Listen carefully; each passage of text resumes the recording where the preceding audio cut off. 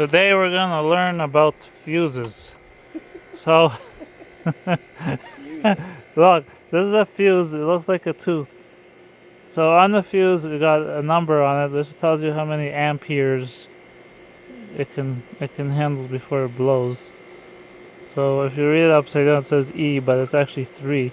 Now, if your fuse is dead, some of them you can see between. You see, there's a really thin wire in the center, and if too much power passes through that wire, then it breaks. It melts actually, and then you have no more power flowing between the two sides of the fuse. So if you want to be sure, you can buy a multimeter, and you switch to this arrow-looking thing. And so now you got your two leads. Now look, when the two leads touch, you get a resistance, and when they don't touch, you get 0L, whatever that means. But you can test a fuse really easily by taking your leads, and it doesn't matter what color goes where. And if you've only got one hand, then you can use it. You could try. Yeah.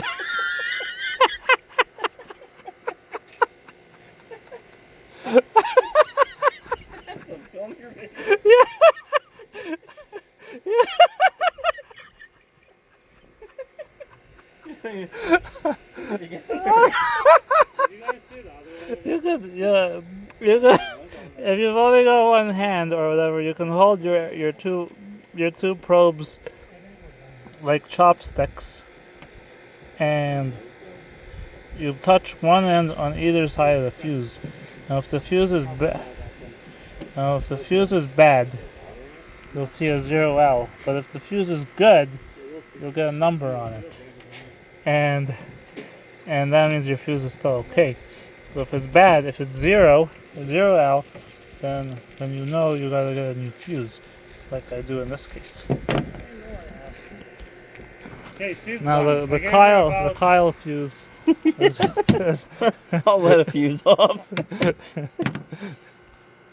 Kyle's using my probes to clean something. Sometimes you never know. Yeah, I can't get